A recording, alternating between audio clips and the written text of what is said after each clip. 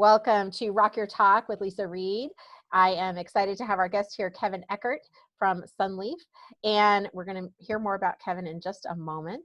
A little bit about me, Leisa Reid. I'm the founder of Get Speaking Gigs Now, where I help speakers learn how to get booked, stay booked, and attract their clients through speaking.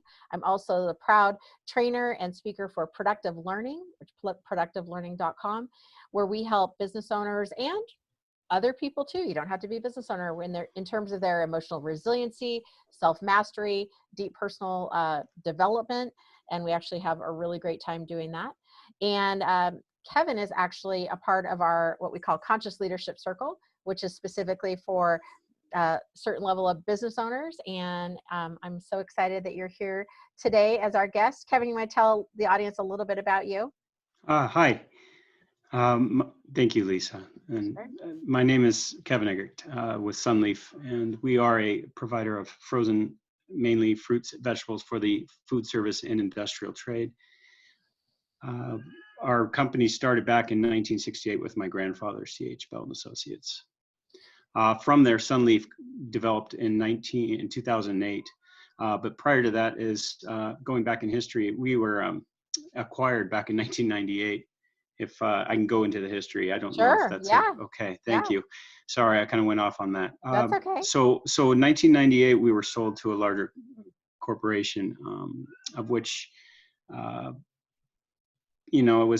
was proud to be a part of it in sales and stuff. But it turned out that I really wanted to be a president. And back in 2005, we were approached with that company to buy them, and that's when it happened.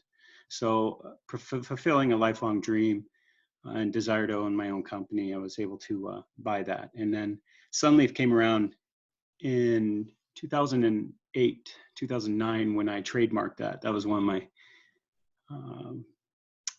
prouder accomplishments. That's wonderful. Congratulations. Thank you. And then since then, we've grown from a company of just 4 people to now a total of 12. Wonderful. Yeah, so that's a short history of SunLeaf and what we do. By buying and selling, we're sourcing all over the world products, and we're bringing it into 2 warehouses, one on the West Coast, one on the East Coast. And we are providing our customers just-in-time product for their manufacturing, for retail products. Okay. So this is like what we had mentioned earlier when we were talking behind the scenes in the green room. You were mentioning that you really work more behind the scenes, like you said, industrial, more commercial, not the retail side of it. Like you're way before that it gets to that level, right? That is correct. Yeah. That is correct. We don't have a retail presence to say today we do. We don't have that, but we have an open mind. Yeah. Okay. Yeah. It's interesting that within this time that we're in this, sheltering in place and coming out of that and adjusting, I find that in this time, a lot of people have really been shifting and innovating it when we're up against a new problem. It's like, oh, well, maybe we're open to something different than what we thought we were. So it sounds like you're shifting in that as well. Yes. And I know you had some tips you were going to share in terms of, being a business leader and how would one handle uncertain times. So tell us what you were thinking there. Well, I think precedent today during the quarantining and COVID, this tip or tips that I have to share with us today is not really something that 3 months ago I would have even have been as in tuned to. So sure. I think what's happened as of recent is really, again, put that word back. It's tuned me into really hyper focusing on certain areas. And one of the things that I've discovered is, for using this as in a quote, I guess, no man is an island. I do believe good leaders are collaborative, and to be standalone is just counterintuitive to growth, to the company. You have to listen. You have to listen to your team. You have to hear what things are unfolding, what things are happening, good and bad. And it's just not sustainable, but it's very harmful if you have a culture where you assume that only one person can be responsible for making, and implementing all these decisions. So I feel that leads to my first tip that I do with my group of directors. We collaborate weekly on talking about what's new, what's happening. And we have it very much like, if I can plug in the CLC Productive Learning Group, I've learned from that format. And that is very important, to be able to have open discussions of what a person at a certain position, whether it's in operations or sales or purchasing, what they're doing, what they're experiencing, what they're tackling, and have a group discussion about it, so we can get many outside perspectives than just one person. Yeah, it's kind of like when they say like the blind guys and the elephant, like, they have the different perspective of like, oh, it's like a wall, and it's at the, the body of the, and then, oh no, it's a thin, and that maybe they're at the tail, and oh no, it's hard, sharp, like a tusk, so there's different ways that we can, depending on where we are in the business, and if your directors are in charge of different pieces, they're seeing the elephant, the business, from these different perspectives. So it sounds like you've created a forum to where that's okay to share their ideas and their perspectives and challenges, like what you were saying. Correct. Yeah, no, I appreciate that perspective, because that's actually true. We are all blind in one regard or another at this time. I don't know as much as you as a leader, people think that you know a lot more than you should, or you should have answers. And when it comes down to it, it does take that collaboration to get an answer, to formulate an answer. Well, yeah, and when you're running a business, there's all these different ways, these different talents and expertise that you need. And just because you're the president, or doesn't mean you have expertise in all those areas. That's why you hire people, right? So that's it right. makes sense. Like the Henry Ford model, right? Exactly, exactly. And I know you had a couple other tips. What's your next tip? Well, it falls in line with tip number one: communicating with your team to keep the hope alive. Even with my group in the CLC, it's an opening up a forum to discussing how you're feeling at the time in the presence of others, other peers. And you shouldn't feel beholden to the fact that because you're president, you can't express yourself or have the ups and downs. And I think the team exposing these shortfalls and exposing certain weaknesses that you might have, or certain answers that you might not have for the imposing questions, you have to be able to collaborate, and that's the communication. And I think people feel a lot safer when they're a part of that, when they're in the loop. And it's really a unique situation right now today. And knowing going in right now that you just say, I don't have all the answers. So let's just come together and see what we can come up with, and maybe go as a group effort. I think we get a lot farther.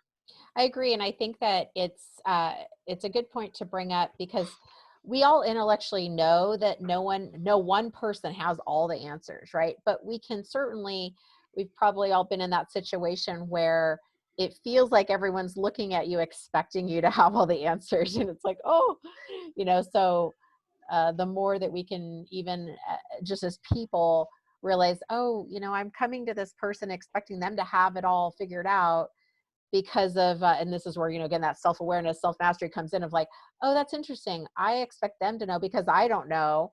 And I'm scared, and I'm worried, or, anxious, or something, have fear around the unknown. So I'm looking for my security in somebody else. And who better to blame than the president, right? That's right. It does come down to us. And certain situations turn into, this is a classic situation. I'm going to move just for a second while we're talking, because I have a cat who's meowing because I'm trying to get him away. So I will apologize if this cat is definitely in there. We have a 19-year-old cat. I kid you not, 19. Wow. And this cat, unfortunately, end of day. So I apologize for being. Okay. I wasn't sure if it was a cat or a child, and I was like, Someone wants some attention. It sounds like it, John. So he's definitely needing his attention. So I apologize, but It's okay. I have my executive assistant, but she's sleeping right here in her little bed. But if she wants to be in the room, she scratches at the door, and so we always leave the door. Yeah, so I get it. Mine's a dog though, but yeah, I get it. yeah. Well, it all these tips. I think one of the last ones I have is just adding on to this one. So it all is blending in together. But if I'm not the one who has all the answers and I'm going to communicate to the team, the other side of it is making sure that there's empathy. Mm-hmm, mm-hmm. There's a choice that one has to have to be present. Whether it's through these virtual meetings or other FaceTime and text messaging, communicating, you have to be on record, being prepared for not only the subject and the matter and getting through it, but listening to how the people are doing, because there's so many other things that people are dealing with on a socio-emotional issue that's just a total different wavelength than what we've been dealing with prior to COVID. So I just being on the empathetic level and trying to be as present as possible is a reminder every day that I'm working on it. I'm not good at it, but I'm as good as I could possibly be. And every day I remind myself it's a work in progress for sure. And so, I noticed that when there's things that I'm working on internally and shifting and adjusting, like one of the things I'm working on right now is, which will seem surprising to some people because it seems like I have this figured out, but there is an internal piece that I want to continue growing on, but it's expressing my own voice and expressing what I feel and what my opinions, and I left unchecked, I might hold back or think, well, here's what I think, but I'll wait and see what they're going to do. Or, so I'm growing that side of me. Not to say that it never happens. Of course, there's many times that I express my voice. I'm a speaker and I do not been accused of being shy, but for me, it's really getting in touch with that inner true voice and understanding where I have resistance to expressing it. So that knowledge, just like what you're saying, you're like, I'm working on it. I'm working on my compassion, I'm working on my empathy. So I'll share that with my team, like my coworkers at Productive Learning. I'm like, here's what I'm working on. And it might come out messy sometimes. And I might not always, say how I feel, or maybe I have to go back and clean something up. But this is what I am intentionally trying to grow within me so that I can, be more valuable as a contributor, as a human being in general. And so that's, what I'm hearing you say. It's like, may not always be as empathetic as my ideal self would like to be, but I'm moving in that direction. And even by saying it out loud, you're going to start shifting and changing. So yeah, well said. Well said, Leisa. Yeah. I appreciate that. Is there anything that you've been taking? I know you've been in Conscious Leadership Circle for a while. What's one of the big nuggets maybe that you're really noticing has started to shift and bring some benefit to you or your business?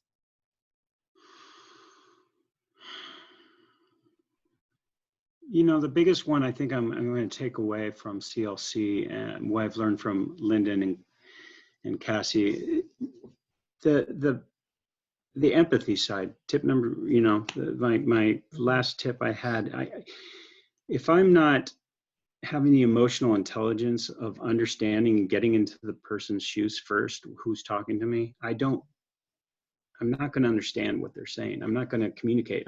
If I have my own agenda all the time, that means I'm not listening.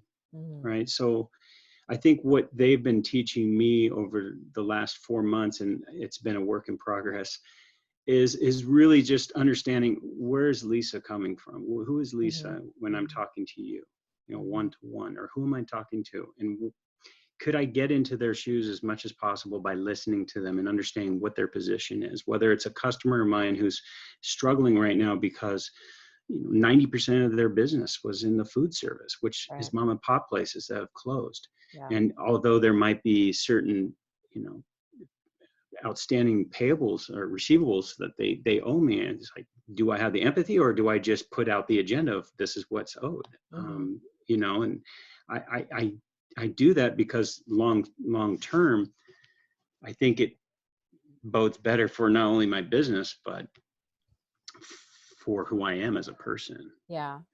Yeah. And this is like, we have to make those, it sounds like you're facing those challenges with as much awareness as possible of like, okay, doesn't change that the situation is not ideal, that it's not tough, that these are conversations nobody's going to want to really be having, but how can I walk through this and with, my ideal, conscious thinking in place so that I look not just at the short term, but at the long term. And it sounds like you're coming from a place of, dignity and respect for all.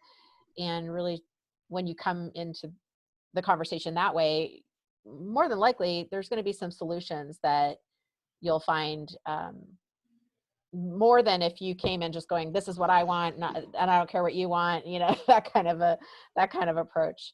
So I could see where that would be really valuable in this scenario.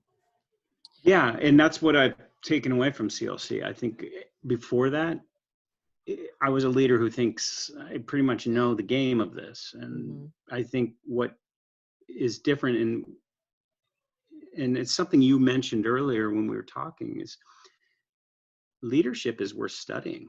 Yeah. I really like that statement, so I wrote it down when you said that. Well, I'm glad. I forgot I said it. So yeah, kudos for you. I had to write that down because I tell you, leadership is worth studying. Yeah. You don't just become a leader and then that's it. Right. Like there's not necessarily, like, if you want to drive a car, you need to, do the permit and read the manual and take the test and practice and all these things. And if you want to be a leader, not necessarily, there's not like one path that everybody's taking to get there. So there's a lot of assumptions, back what we were talking about before, like assumptions that, oh, you're the leader, so you know everything. And so it's by default, by de facto, you should have that. And it couldn't be further from the truth. The leaders are usually the last ones to know. Right? Of anything in any association, from any person who comes up, it's like it's already built up to a serious situation where they had to bring it up to the higher up. If my salesperson has an issue, that brings it to his director, that brings it to his VP, that brings it to me. Well, I've already, it's gone all the way up. I'm the last to know. Oh, wow, I didn't know that this happened. Let me hear what just happened. And you have to be able to take that process and understand, and then have, as again, what empathy has told me with the emotional intelligence of what CLC is teaching me, is understand where they're coming from, and then take the other's perspective. Where did the customer come from? Or where did the vendor come from? Where did the other people, where did all the players come in, and where are they standing? And then try to be a leader in trying to get them to find the solution on themselves, versus you just saying, I have an answer. Yeah. And it's worth studying. I mean, the whole process of leadership is worth studying. And I think that's where I'm learning so much from the group that we're in. So it's a lifelong journey. I love that. Thank you so much. Okay. So I have one, I know we talked about some kind of serious things. So I have one last question for you. Okay.